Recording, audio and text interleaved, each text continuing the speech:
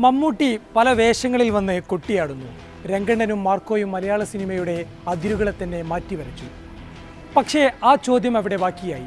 മലയാളത്തിൻ്റെ മോഹൻലാൽ എവിടെയാണ്?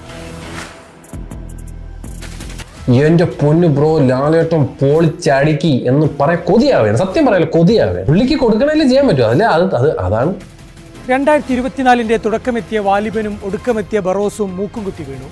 മോഹൻലാലില്ലാതെയും ഈ ഇൻഡസ്ട്രിക്ക് പീക്കിലേക്ക് ഉയരാനാകുമെന്ന് 2024 വിലയിരുത്തപ്പെട്ടു. മറ്റൊന്നും തോന്നരുത് സാറിന്, ഇനി ഇവിടെ റോളൊന്നുമില്ല. ഒന്നും അദ്ദേഹത്തിൻ്റെ ബോഡി അനങ്ങുന്നില്ല, മൂവ്മെൻറ്റ്സ് ഇല്ല. പിന്നെ ബാക്കി ഫേസിലുള്ള പ്രശ്നങ്ങൾ നമുക്കറിയാലോ, പലവട്ടം ഞാൻ തന്നെ പറഞ്ഞിട്ടുള്ളതാണ്. ഇദ്ദേഹത്തിന് പറ്റിയ ലൂസിഫറുകളുള്ള പോലെ ഇങ്ങനെ താടിയും വെച്ചിട്ട് നോക്കി പേടിപ്പിക്കുക, പിന്നെ അധികം ഡയലോഗ്സ് പറയാതിരിക്കുക.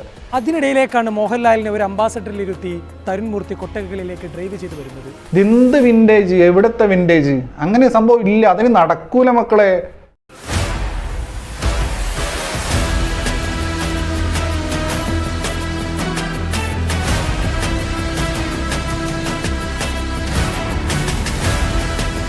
എൻ്റെ റോൾ അത് മറ്റാർക്കും ചെയ്യാൻ പറ്റില്ല, എല്ലാവർക്കും അറിയാം. മോഹൻലാൽ സിനിമ കണ്ടിട്ട് സാധാരണ നമ്മൾ പറയും നെഞ്ചും തിരിച്ച് ഇറങ്ങി വരാം. നെഞ്ചും തിരിച്ച് ഇറങ്ങി വരുന്നത് മാത്രമല്ല, മനസ്സ് നിറഞ്ഞ് കണ്ണ് കലങ്ങി ഇച്ഛാതി പടം. മോഹൻലാൽ തുടരും.